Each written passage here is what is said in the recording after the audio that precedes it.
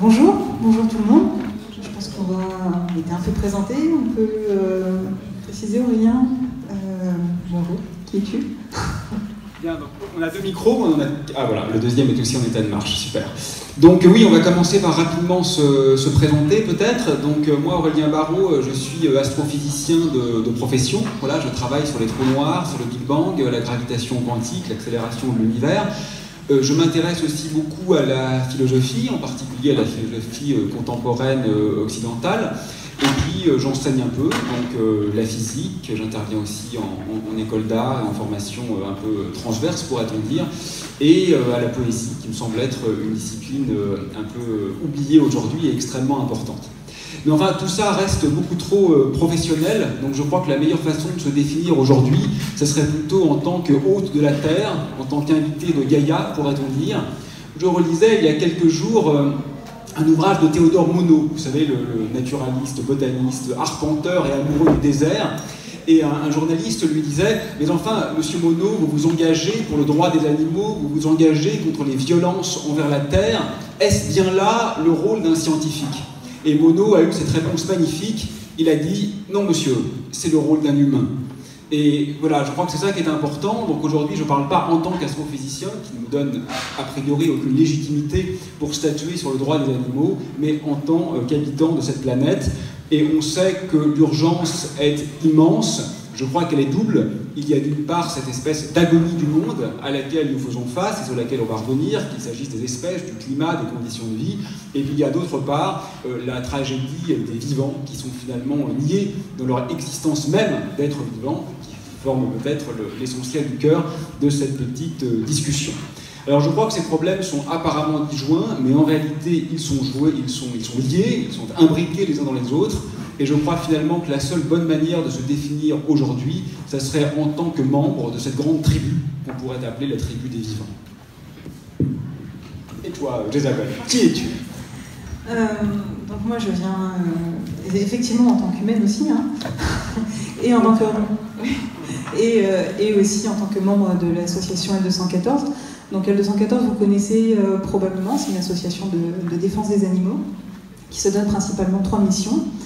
Donc la première, c'est de rendre compte des pratiques qui sont faites vis-à-vis des animaux, les montrer et les faire évoluer et sanctionner lorsqu'elles sont illégales. Un autre objectif, c'est de montrer l'impact négatif qu'ont ces pratiques envers les animaux, proposer des alternatives. Et enfin, de nourrir le débat public en mettant ces questions sur la table, en évoquant le spécisme et en promouvant l'arrêt de la consommation de produits animaux. Voilà donc l'association a 10 ans cette année. Moi je fais partie de l'antenne de Grenoble, qui a un petit peu plus d'1 an maintenant, qui comporte 50 militants qui viennent régulièrement aux actions. Les actions sont coordonnées au niveau national et on les relaie au niveau local. Ça peut être des distributions de tracts, des projections de vidéos, des stands de dégustation. Donc c'est vraiment pour garder cette visibilité et faire bouger les choses. Personnellement, je pense que j'ai toujours aimé les animaux, sauf qu'avant je pensais que c'était une fatalité, qu'il fallait les manger, etc. Au hasard d'une rencontre avec un végétarien, je sais pas, il y a eu un déclic dans ma tête, et j'ai compris qu'en fait, non, on pouvait faire autrement que de les manger, et finalement être plus en cohérence et en harmonie avec ce qu'on croit, avec ce qu'on pense. Donc ça a été un petit peu une révolution dans ma tête, changement de point de vue complètement. On voit les choses vraiment différemment. On est responsable en fait finalement quand on mange les animaux de la mort, de l'exploitation de milliers d'individus finalement qui vont mourir au cours de sa vie parce qu'on va les manger. Et donc je me suis engagée dans le militantisme parce que ça fait des résultats soi-même et puis en accompagnant les autres dans ce type de changement, il y a vraiment des résultats. Aurélien,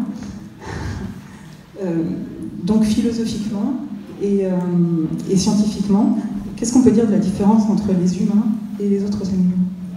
Voilà, donc je crois effectivement que c'est une question essentielle.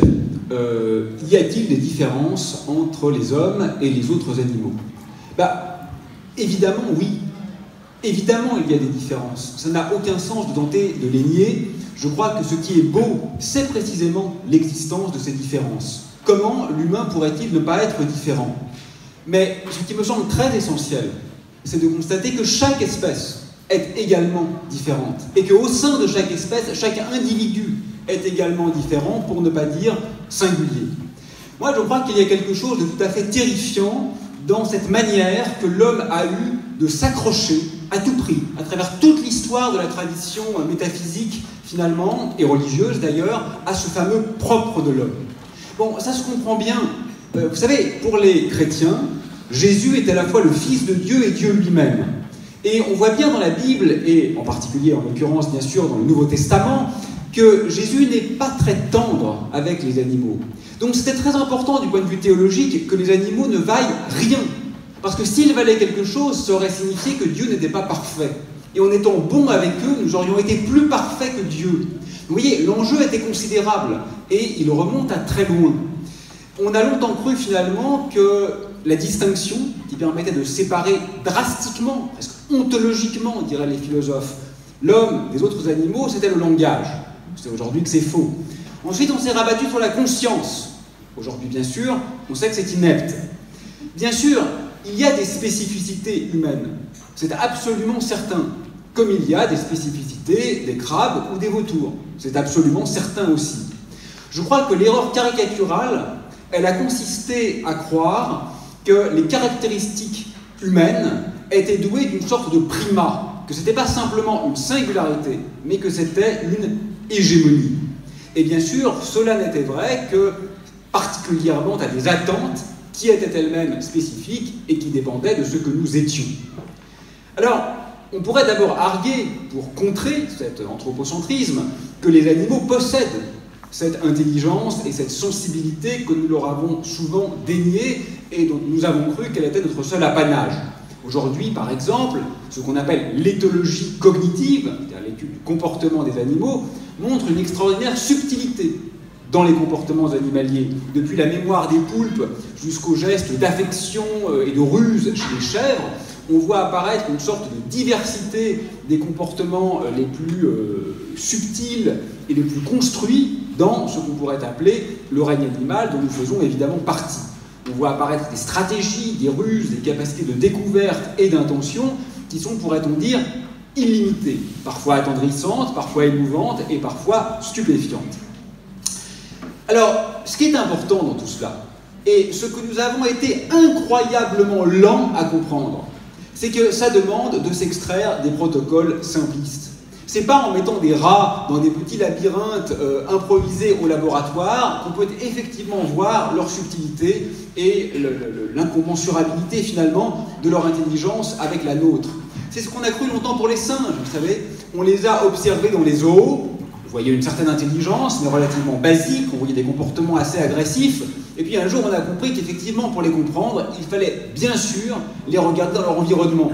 Vous imaginez que si on essayait d'extrapoler la subtilité des relations humaines à partir de ce qui se passe dans les quartiers de haute sécurité des prisons américaines, on n'irait pas très loin.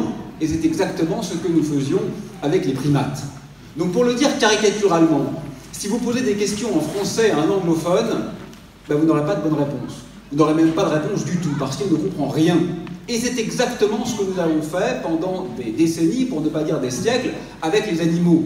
Nous les avons crus stupides parce que nous leur avons posé des questions qui n'étaient pas signifiantes pour elles. Alors je prends l'exemple de la langue, qui est caricaturale, mais ce n'est pas qu'une question d'idiome. Hein. Vous savez, les mathématiques, par exemple, ont la réputation d'être universelles. Mais je vous assure que si on estimait aujourd'hui notre intelligence dans cette salle sur la capacité à diagonaliser des matrices représentant des endomorphismes linéaires dans un espace de dimension n, la plupart d'entre nous paraîtraient complètement débiles. Alors que pour un mathématicien, c'est une question triviale. Donc ce que je veux dire, c'est que l'évidence d'une question est toujours relatif à un horizon d'attente et à une situation à partir de laquelle on parle. Ce qui est évident au sein des humains, mais ce que nous avions curieusement oublié quand il s'agit d'interroger nos cousins les animaux, nos frères. Donc tout ça pour dire qu'il n'y a vraisemblablement pas de classification objective de la hiérarchie des intelligences. Et d'ailleurs, elle ne servirait à rien. Et je voudrais à ce propos référer à von Uexküll, un grand biologiste, pourrait-on dire, et écrivain du début du XXe siècle, qui s'est intéressé au monde de la tique. J'aime bien cet exemple, parce que tiques, c'est pas très agréable, c'est pas les chatons. J'aime bien qu'il ait pris comme ça un animal plutôt mal perçu. Et il a montré finalement que de son point de vue propre, le monde de la tique était parfait, diapré, foisonnant, riche et subtil, du point de vue des attentes de la tique. Ce qui nous paraît vraisemblablement aujourd'hui trivial, dès lors qu'on y a réfléchi, mais ce qui n'a peut-être pas pénétré de façon très profonde l'ensemble de notre rapport sociétal aux animaux. Finalement, comme toujours, ce qu'il faut, c'est savoir regarder avec des yeux poreux à l'altérité. Il suffit de regarder les embryons. Un embryon de crocodile, de poule et d'homme, c'est pratiquement indiscernable. Il suffit de nous regarder en situation critique, face à la mort, face à l'angoisse, face à la faim, face à la douleur. Et là encore, les réactions sont essentiellement les mêmes. Et c'était bien le problème de Descartes. Là, on est en France. Alors Descartes, c'est notre philosophe archétypal, tutélaire. Descartes est génial, hein, le plus grand penseur de l'histoire. Mais pourquoi, sur la question animale, il s'est complètement planté à croire que l'homme était le seul doué d'une conscience et que les animaux étaient des machines? Parce qu'il n'a pas regardé. Parce que Descartes a fait tourner en rond sa propre pensée et qu'il n'a pas souhaité faire ce geste qui est à la fois un geste de découverte et d'humilité, qui est de voir l'autre en tant que tel et pas simplement comme une projection de ce que nous pensons. Et enfin, il faut que je me dépêche, il faut que je te donne la parole. Et enfin, je crois que ce qui est important aussi, c'est de dire que quand bien même, ce qui est faux, hein, cette hiérarchie objective de l'intelligence existerait, qu'est-ce qu'on en ferait? En quoi devrait-elle être liée à un droit ou à une légitimité à exister? Bien sûr, ils nous ressemblent, les animaux. Et alors? C'est un peu la même question avec les étrangers. Faut-il absolument qu'ils nous ressemblent pour que nous les aimions ou pour que nous les respections? Souvent, on se rassure, on se dit « Ah oui, mais ce peuple si différent du mien, il a quand même les mêmes valeurs, donc ça va. » Oui, mais et alors? Et quand bien même il aurait des valeurs différentes, quand bien même il aurait un mode d'être différent, n'en aurait-il pas moins le droit à l'existence, au respect et à la capacité, disons, de se déployer dans un avenir? Jacques Derrida, le philosophe, écrivait « tout autre est tout autre », au sens « chaque autre est absolument et infiniment autre », ce qui est vrai d'un homme à l'autre et ce qui est vrai avec les animaux. Pour conclure, je dirais sur ce point que, vous savez, les végétariens, au sens large, on peut dire les véganes, etc., enfin tous les gens qui ont quand même un intérêt dans cette question, de par leur alimentation ou au-delà, ont souvent quand même été mis en demeure de se justifier. Il y a 20 ans, je vous assure, un repas de famille, certains le savent, quand vous étiez végétarien, fallait dire pourquoi. Pourquoi, d'où vient cette étrangeté? Il fallait donner des arguments. Moi, ce que j'aimerais aujourd'hui, c'est que la logique change. Non pas qu'on culpabilise ou qu'on diabolise les carnistes, ça serait aussi idiot qu'inélégant et inefficace, mais que ce soit quand même plutôt ceux qui choisissent de tuer sans nécessité, qui se voient en demeure d'expliquer, me semblerait un peu plus logique. Donc oui, il y a des différences. Il n'y a même que des différences entre eux et nous, entre eux, entre eux, mais ça ne signifie pas qu'il y a une hiérarchie. Et quand bien même on en choisirait une, ça ne signifierait pas qu'elle est annexée à un droit à être. Voilà ce qui me semble important sur cette question. Alors, pour la mettre en pratique, cette question, eh bien, on a une théorie qui s'appelle en quelque sorte l'antispécisme, et je voudrais proposer à Jésabel de nous dire un peu ce dont il s'agit et comment le pratiquer. Merci. Alors oui, je vais essayer d'être un petit peu rapide sur ce point, parce que pour ne pas être trop redondante avec ce que tu viens de dire.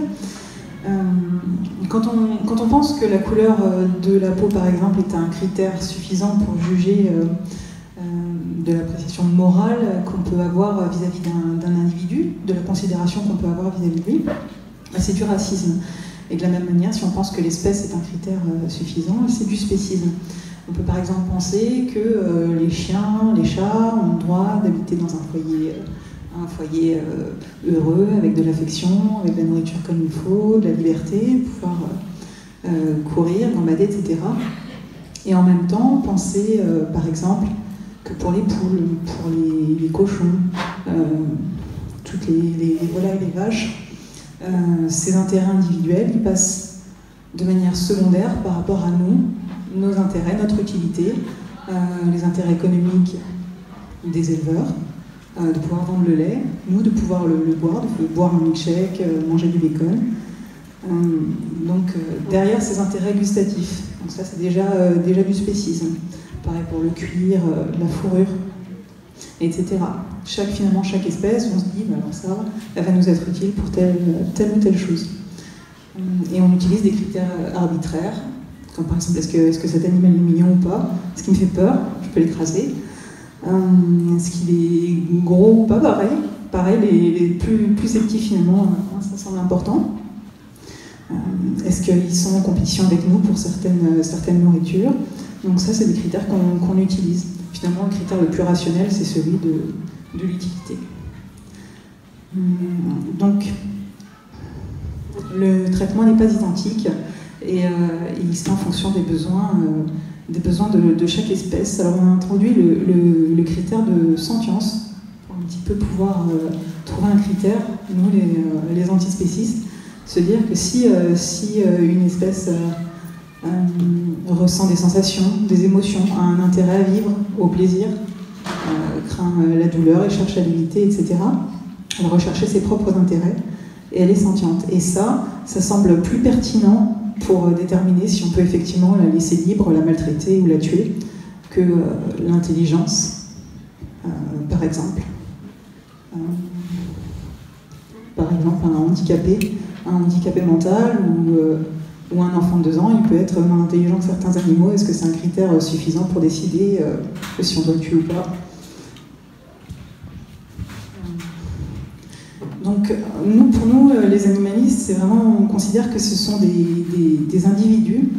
On se rend bien compte, si vous avez eu des animaux, pour la plupart c'est le cas, que ce soit des animaux domestiques, des chiens, des chats, des animaux de ferme, que chacun a son caractère propre, son individualité. Donc vraiment, on considère que ce sont des individus, et pas seulement au niveau de l'espèce, comme c'est souvent le cas. Donc il s'agit d'avoir un regard bienveillant et respectueux, et là on se rend compte de l'injustice que ça peut apporter quand on décide finalement de l'extermination en masse de certaines espèces. Donc défendre l'antispécisme, c'est défendre les intérêts des personnes qui sont innocentes, muets, qui ne peuvent pas vraiment se défendre. Et s'il y a des hommes qui sont capables d'exploiter, etc., et de les tuer, qu'il y ait des hommes qui soient capables de défendre leurs intérêts de l'autre côté, ça paraît assez juste finalement. Donc si moralement on ne doit pas être exploité, est-il quand même possible, Aurélien, de vivre sans tuer? Oui, donc c'est une question immense sur laquelle je vais être très rapide pour qu'on garde du temps pour la suite de la discussion. Bon, peut-on vivre sans tuer? Là encore, la réponse est évidemment non. Et alors? Et alors, c'est un très mauvais argument qui est parfois utilisé pour justifier le massacre en cours. Vous savez qu'on parle de 1000 milliards d'animaux tués environ chaque année de façon essentiellement inutile. Je crois qu'il ne faut pas confondre le normatif et le descriptif. Et c'est ça qui est à l'œuvre dans cette assertion. On sait tous que le viol existe, hélas, que le meurtre existe, hélas, que des génocides ont lieu, hélas. On sait tous qu'à l'échelle individuelle, nous occasionnons, j'espère pas ces choses, mais au moins du déplaisir, parfois de la souffrance pour nos proches, hélas. Et alors? Est-ce que cet état de fait justifie que tout devienne donc autorisé? Est-ce que nous apprenons à nos enfants, parce que le meurtre existe, mon fils, ma fille, tu pourras tuer toi aussi? Exactement l'inverse. Nous leur disons exactement l'inverse. Et c'est ça qui est important. Ce que je veux dire, c'est que ce n'est pas parce que nous engendrons inévitablement quelques morts animales. J'ai probablement écrasé des fourmis en traversant le festival tout à l'heure. Ce n'est pas parce que ceci a lieu, et c'est vrai, et c'est incontestable, que cela justifie absolument toute l'ampleur du massacre qui est actuellement en cours. Que la perfection ne soit pas atteignable ne signifie absolument pas que tout se vaut. C'est un argument que nous n'utilisons jamais, et heureusement, au niveau éthique, et de façon très curieuse et assez triste, il n'est utilisé de façon assez récurrente qu'avec les animaux. Donc là, je crois qu'il y a un glissement qu'il faut éviter. Le premier, c'est celui que je viens d'évoquer, qui consisterait à dire que parce que nous ne sommes pas dans l'idéal, alors tout est possible, ce qui est évidemment moralement injustifiable. Et le second glissement, c'est celui qu'on attribue généralement au relativisme. C'est-à-dire que parce qu'on reconnaît que nos croyances, nos valeurs sont locales, sont géographiquement et historiquement situées, ce qui est incontestablement le cas, alors cela signifierait qu'elles n'ont pas de valeur, qu'elles ne doivent pas être défendues. C'est exactement l'inverse en réalité. Vous savez, quand on construit une petite butte de sable de nos mains, on a plus envie de la défendre contre la marée qu'une butte qui existait d'elle-même. C'est précisément ce que je façonne, y compris dans mon rapport aux animaux, qui a de la valeur parce que nous l'édifions et non pas parce que c'est une simple représentation d'une volonté qui serait, je sais, naturaliste ou divine. Je voudrais un instant mentionner la comparaison qui est faite à ce propos avec les prédateurs. On me dit souvent, mais après tout, les prédateurs tuent, donc l'homme est bien en droit de tuer aussi. Et parfois, on pousse l'argument jusqu'à dire, vouloir interdire aux hommes de manger de la viande, les inciter à ne pas en manger, c'est finalement du spécisme, parce que ça revient à extraire l'homme de sa condition d'animal, qui est une condition prédatrice. Mais cet argument est extrêmement fallacieux, parce qu'il fait comme si exercer notre être de nature, c'est-à-dire après tout notre être tout court, hein, parce que la distinction nature-culture, personne n'y croit sérieusement aujourd'hui quand on la regarde de près, c'est fait comme si exercer cet être-là signifiait maximiser notre pouvoir de destruction. Et c'est complètement faux, ça. Ça n'a jamais lieu. Aucun prédateur ne tue maximalement. Alors, on a beau jeu toujours de présenter les quelques cas très rares, hein, d'ailleurs, d'animaux comme les chats auxquels il arrive de tuer par plaisir. Certes, ils tuent par plaisir. Il n'empêche que il ne tue pas maximalement. Aucun animal ne tue maximalement. Donc la question qui se pose à nous aujourd'hui n'est pas de savoir ce que l'on peut faire. Bien sûr qu'on peut tuer, on peut même torturer ses enfants physiquement, on a les moyens de le faire. La question est de savoir ce qu'on veut faire. C'est exactement la question qui se pose à tous les vivants, qui se pose dans chacun des aspects de notre rapport au monde, et évidemment, il n'y a aucune raison d'extraire l'éthique animale de cette démarche qui est systématiquement la nôtre, qui consiste à répondre à la question, sachant ce que je sais, quelle est l'action qui est la plus juste. Et c'est exactement celle à laquelle s'adonnent les prédateurs. Croyez-moi, les lions ne s'amusent pas à écraser les fourmis. Il y a évidemment une interaction proportionnée à l'environnement compte tenu des connaissances que nous avons. Et il se trouve qu'aujourd'hui, sachant ce que nous savons sur l'horreur en cours dans les abattoirs et sur la sensibilité des animaux, c'est quand même très dur, me semble-t-il, de faire, dirais-je, ce choix le cœur léger. Et de façon annexe à cette question, il y a une réflexion intéressante, c'est celle sur les végétaux, mais qui est liée à cette question. C'est ce que les végétariens appellent le cri de la carotte, qui consiste à dire, mais après tout, les végétaux souffrent aussi, or nous mangeons des végétaux, donc autant manger des animaux, puisque c'est pareil. Alors, là encore, c'est doublement fallacieux. D'une part, parce qu'on ne sait pas si les végétaux souffrent, rien, dirais-je, ne le laisse penser en termes scientifiques à l'heure actuelle, et d'autre part, parce que de toute façon, quand bien même les végétaux souffriraient, on en détruit 4 fois moins en les mangeant qu'en mangeant de la viande. Parce qu'évidemment, les vaches, il faut qu'elles mangent de l'herbe. Hein. Donc finalement, l'alimentation carnée détruit beaucoup plus de végétaux que l'alimentation végétalienne. Mais là encore, la question, elle n'est pas inepte. Moi, ça ne me gêne pas qu'on se demande si les végétaux souffrent. Après tout, je n'en sais rien. Ce qui est important, c'est la bienveillance de la question. C'est est-ce qu'on s'interroge sur ce point pour tenter, là encore, de minimiser la souffrance infligée aux autres vivants, auquel cas la question est légitime et elle mérite d'être posée avec parcimonie et avec subtilité, ou est-ce que c'est simplement un instrument pour se disculper des plaisirs, voire des souffrances occasionnées par ailleurs. Donc je dirais en conclusion qu'on ne peut pas ne pas donner la mort. On donne toujours la mort, même involontairement. Mais il me semble essentiel, en tant que choix, pas en tant que morale chrétienne ou juive ou musulmane, c'est pas une question religieuse, c'est une question éthique, immanente. Il me semble essentiel que ce geste demeure grave, qu'il y ait une solennité de donner la mort. Et c'est ça que nous avons perdu dans le rapport aux animaux. Il y a des sociétés archaïques, enfin, archaïques pas au sens péjoratif, hein, au sens historique, qui pratiquaient des sacrifices animaux. Mais justement, on ne sacrifie pas des pierres. On sacrifie des animaux parce qu'ils avaient de la valeur. Alors, évidemment, pour le pauvre animal qui mourait, il s'en fichait un peu de ça. Mais ça témoignait quand même d'un rapport aux animaux qui avait encore un embryon de respect, si vous voulez. Aujourd'hui, on les a réifiés, essentiellement. C'est des choses. Ils n'existent pas. Et c'est avec ça, je crois, qu'il faudrait peut-être commencer par renouer. Et on a beau jeu de poser la question des animaux de laboratoire. Vous savez, c'est pareil, dès que vous êtes végétarien, on vous dit alors, il faut arrêter les expérimentations sur le cancer avec des petits rats. Elle est un peu indécente, cette question. Parce que par rapport à l'ampleur du désastre actuel, faire comme si c'était le point nodal, c'est simplement factuellement faux. Alors moi, j'en sais rien. Si tuer quelques rats permettait de sauver tous les cancers, peut-être que je serais pour. Je ne sais pas. Mais ce que je sais, c'est qu'on a 1000 milliards d'animaux qui sont tués par an pour des raisons qui n'ont absolument rien à voir avec soigner des maladies graves. Et ce que je sais aussi, c'est que même dans les laboratoires, on en utilise beaucoup pour des causes qui sont finalement très secondaires. Alors les quelques cas compliqués où donner la mort permettrait de sauver des vies méritent, à mon avis, ça n'engage que moi, d'être considérés avec parcimonie. Mais faire comme si ces cas-là étaient aujourd'hui la question nodale, centrale, essentielle de l'éthique animale, c'est simplement se mentir finalement. Et ça, je crois qu'il ne faut pas le faire. Et il faut là encore désanthropocentriser. N'oubliez pas que Gilles Deleuze, le philosophe, disait que finalement, si on se moque à ce point des poissons, c'est parce qu'ils ne crient pas. Et c'est vrai. Si on entendait les poissons crier, je crois que nous aurions un peu plus d'empathie pour ce qui se passe aujourd'hui dans les chaluts et qui est tout sauf réjouissant. Alors, à supposer que nous vous ayons en partie convaincus, je crois qu'il faudra maintenant s'intéresser à la pratique. Et donc, je voudrais demander à Jésabel ce qui, d'après elle et L214, il est possible de faire à son échelle pour tenter d'aider les animaux et pour permettre aux pratiques d'évoluer. Alors la bonne nouvelle, c'est qu'il y a beaucoup de choses à faire. Et bon, L214, c'est vrai qu'il se focalise un petit peu sur les animaux d'élevage qui sont élevés pour l'alimentation. Pourquoi? Parce que c'est là qu'il y a le plus grand nombre d'individus, la plus grande souffrance, etc. Et le plus grand effet possible à végétaliser son alimentation. Donc c'est vraiment le premier point.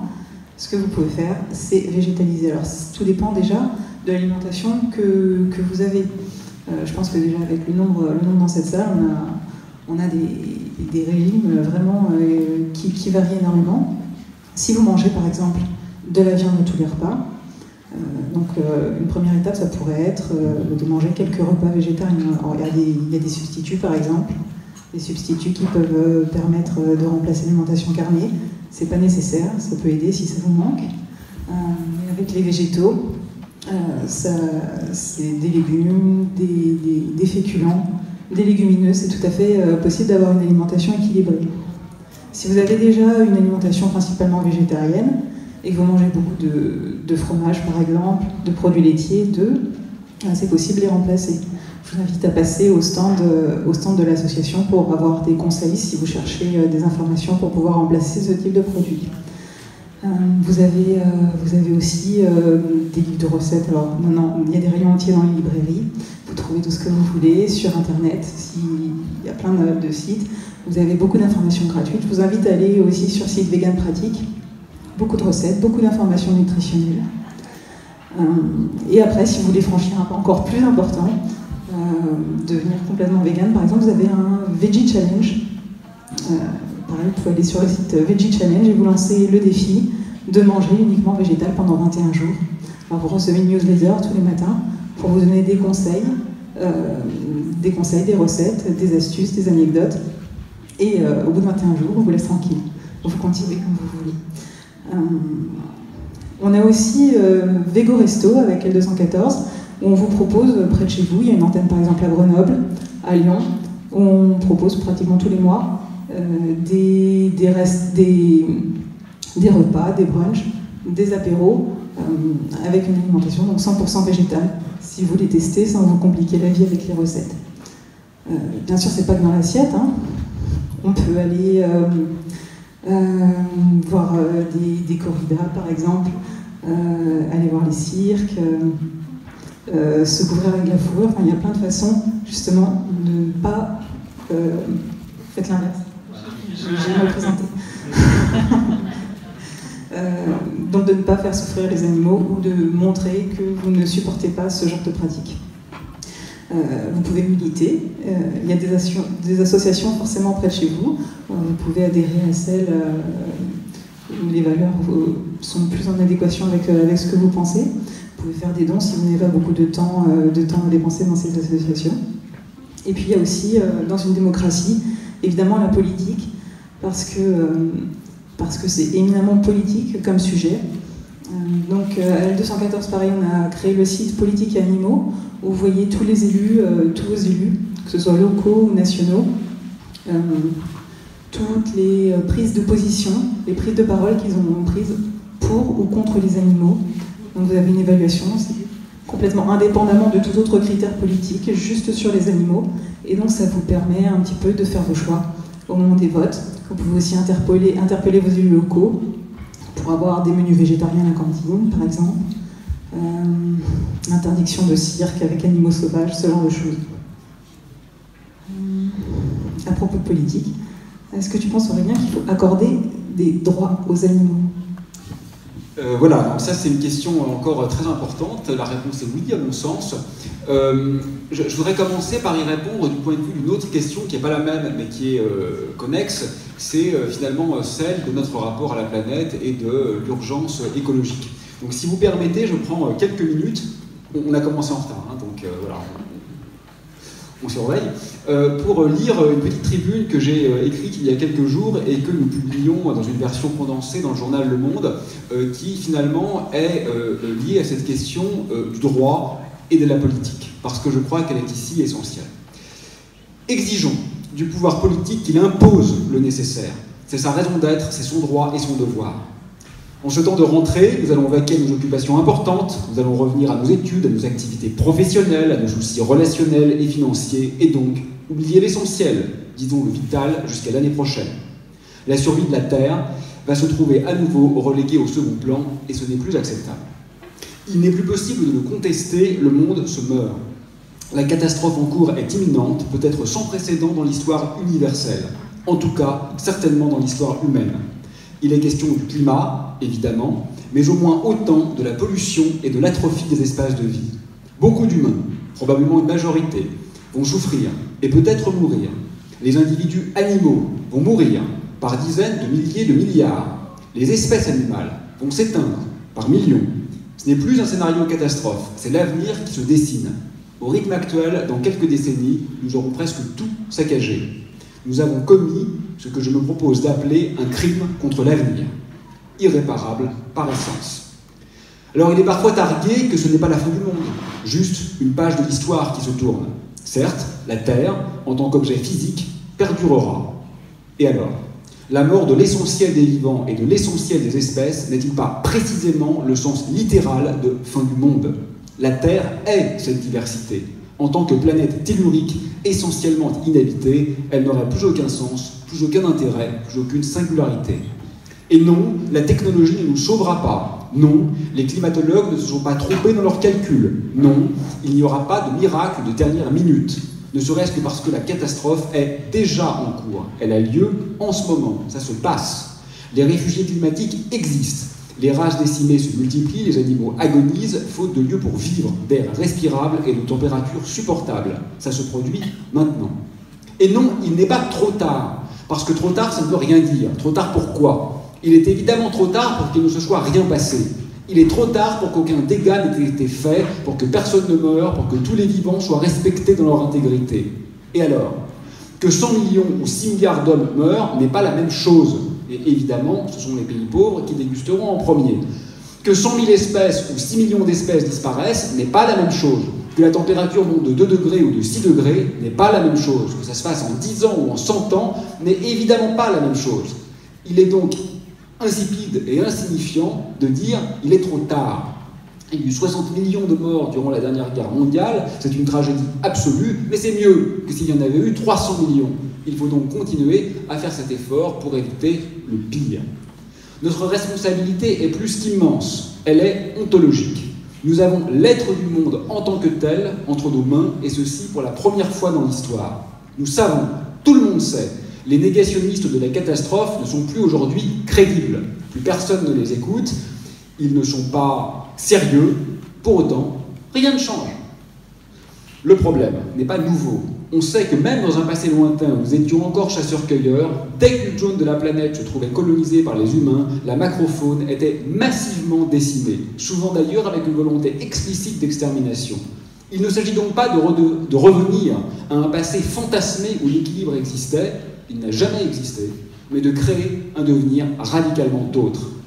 Il n'est plus possible, et c'est là ma réponse à la question de Isabelle, d'en rester à la responsabilité individuelle. Naturellement, celle-ci ne peut être qu'encouragée, ça ne fait aucun doute. Naturellement, il faut que chacun fasse au mieux pour contrer la folie d'une croissance qui est littéralement intenable dans un monde de taille finie. Le sérieux n'est pas du côté des économistes. Le sérieux est du côté des écologistes. C'est un fait scientifique, pourrait-on dire. Mais ceci ne se fait pas de façon simple. Et cet appel à la consommation toujours plus élevée qui confond la fin et les moyens est strictement autodestructeur pour nous et pour les autres vivants avec lesquels nous partageons cette planète et qui sont en l'occurrence littéralement nos otages. Les initiatives locales, la volonté citoyenne est essentielle, je la soutiens, mais elle est insuffisante. Moi je crois qu'il est aujourd'hui vital que des décisions politiques drastiques, c'est-à-dire contraignantes et impopulaires, soient prises. Mais elles ne le seront que sous notre pression. Et si vous voulez, c'est ça le paradoxe avec lequel il faut jouer. Il faut que nous demandions quelque chose qui ne nous plaît pas. Et le défi, finalement, ce serait, je crois, de renoncer volontairement à un peu de confort et de liberté apparent pour enjoindre nos dirigeants à des mesures coercitives d'extraction de la fuite en avant intenable qui est aujourd'hui la nôtre. Nous sommes ainsi faits que l'autorégulation individuelle de cette immense tribu qu'est la nôtre, celle des humains, est extraordinairement difficile. Parce que nous sommes faibles, nous tous, et moi le premier. Mais nous avons aussi cette capacité à demander des mesures globales qui peuvent, in fine, jouer dans le sens de la liberté, de la beauté et de la diversité. C'est la raison pour laquelle, historiquement, nous avons inventé la politique. Et c'est maintenant qu'il faut la faire jouer et lui assigner le rôle maximal. Que nous ne sachions pas nous imposer des limites individuelles. Et c'est mon cas, et c'est notre cas à la plupart, ne signifie pas que nous sommes aveugles au bien fondé collectif qui viendrait de ces mesures de régulation. Nous n'avons plus d'autre choix que de marteler cet appel, d'user de chaque circonstance, de chaque intervention publique, je le fais, de chaque échange avec un élu, de chaque vote, de chaque manifestation, sondage, débat familial ou amical pour marteler l'exigence de mesures fortes et péremptoires pour sauver un monde dont notre inconséquence est en train de le mener à sa perte. La ligne de vie est plus ténue qu'elle ne le fut jamais. Je crois que plus aucune pensée politique, projet politique, formation politique, structure politique qui ne fasse du sauvetage du monde sa priorité concrète et effective ne peut être considérée avec sérieux. Les gouvernements qui relèguent l'écologie au second plan ne sont simplement plus sérieux, plus crédibles. Il faut marteler que nous ne pouvons plus entendre une autre priorité parce qu'il s'agit de la vie. Il s'agit de la capacité à mener tous les autres combats qui sont essentiels, mais qui seront tous perdus si celui-là n'est pas gagné. Alors pour en revenir, je vais être très rapide, mais on a commencé en retard, à la question des droits des animaux, je crois que c'est exactement la même chose. Là encore, il faut appeler à une responsabilité collective. À l'échelle individuelle, nous sommes tous faibles, plus ou moins. Isabelle est sans doute exemplaire, d'autres ici le sont moins, mais nous avons tous nos faiblesses. Et c'est la raison, je crois, pour laquelle il faut en passer par le droit. Parce que précisément, on ne peut pas en rester au chacun fait ce qu'il veut. On ne dit pas chacun est libre de torturer ou non ses enfants. Et non, pourquoi? Parce qu'une tierce personne est concernée, l'enfant. Et il en va de même avec les animaux. On ne peut pas en rester au chacun fait ce qu'il veut. Je crois qu'il faut légiférer parce qu'il faut protéger le plus faible, et c'est ce à quoi précisément la loi aspire. L'alimentation végétarienne, on sait qu'elle permet de mettre fin à un calvaire pour les animaux, à quelque chose qui est létal pour la planète, vous savez que c'est le plus gros pollueur devant les transports, à quelque chose qui est égoïste pour l'homme à l'échelle globale, parce qu'évidemment, on pourrait nourrir beaucoup plus d'hommes avec une alimentation végétarienne, et qui est même mauvais pour l'homme à l'échelle individuelle, puisque toutes les études sérieuses montrent que l'impact de l'alimentation végétarienne est positif sur la santé. On ne peut plus en rester aux vœux pieux. Voilà. Je crois que maintenant, il faut faire preuve d'un peu de raison collective et passer de l'éthique au droit. Voilà, je dirais donc que c'est compliqué, je ne sais pas exactement comment définir ces droits, ce que je suis sûr, c'est qu'il ne faut pas le faire à partir de la proximité avec l'homme. Ça serait à nouveau réintégrer dans la sphère animale les erreurs du geste colonialiste qui consiste à croire que ce qui nous ressemble est le plus digne. Alors comment faire? Peut-être commencer par ce qui est faisable, et je dirais user un peu du principe de réalité. Voilà, donc pour conclure, je voudrais demander à Jézabel ce qui lui semble être les enjeux éducatifs essentiels pour les prochaines générations afin d'aller de l'avant dans ces voies. Alors, je vais commencer par une formule que j'aime bien d'Harvey Diamond qui dit que si on met un petit enfant au berceau, on lui donne un lapin et une pomme. S'il mange le lapin et joue avec la pomme, alors vous achetez une voiture neuve, c'est ce qu'il disait. Ça montre bien que quand on est jeune, qu'on est enfant, les relations avec l'animal sont vraiment très fraternelles, il y a beaucoup d'affection, etc. Et d'ailleurs, c'est des fois le premier deuil qui est vécu, c'est quand son animal familier meurt. Ou pire, quand le dimanche, il est cuisiné par les parents. Et après, moi, j'ai vécu aussi le choc dans l'assiette quand j'apprends que la tranche de jambon, c'était un cochon. Enfin voilà, ce genre de choses, c'est difficile à vivre. Dans les écoles, il y a les éleveurs laitiers qui arrivent, les lobbies, il y a Interbev aussi qui fait des présentations, etc.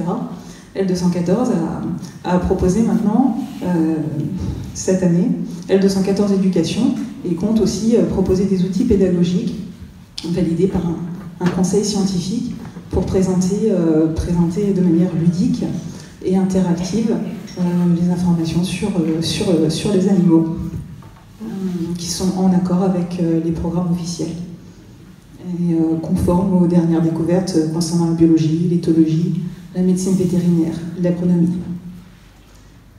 L'idée, c'est d'encourager les relations avec les animaux, empreintes de curiosité et de respect. Donc je vous encourage, si vous êtes parents, enseignants, à visiter le site L214 Éducation pour trouver les différents outils pédagogiques qui sont proposés. Dans l'enseignement, on se rend compte que, ce que je vous disais tout à l'heure, les animaux sont vraiment considérés au niveau de l'espèce, de la chaîne alimentaire, et rarement au niveau de l'individu, ou alors aussi au niveau de la biologie, le système nerveux, les dissections, tout ça.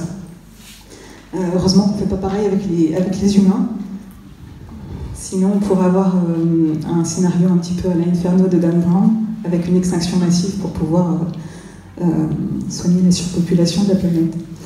Donc voilà, le changement il est en cours, on le voit avec les nouvelles générations, on vous encourage à promouvoir un petit peu ce type d'idées, de réflexion, de curiosité avec vos enfants, et pour accompagner le changement et y participer avec plus d'humanité. Je vous remercie pour votre attention.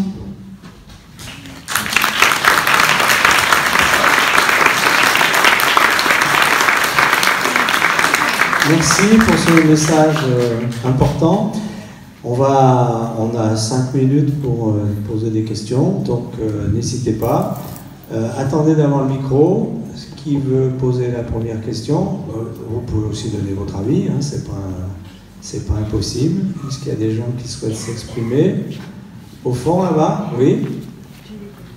Alors, on vous apporte le micro. Moi, je dirais qu'on a 20 minutes, hein, si on prend une heure. Mais bon, ah oui, bah, si. Alors, je dois avoir mal. Il faut qu'on finisse à 16h. On a 8 minutes. 15h10. Bon, allez. Bonjour. On va pas chipoter pour 5 minutes. Vous avez expliqué qu'il ne fallait pas hiérarchiser l'intelligence. Et moi, ce que je voudrais faire remarquer, c'est qu'en fait, quand vous êtes intervenu par rapport au végétal, en disant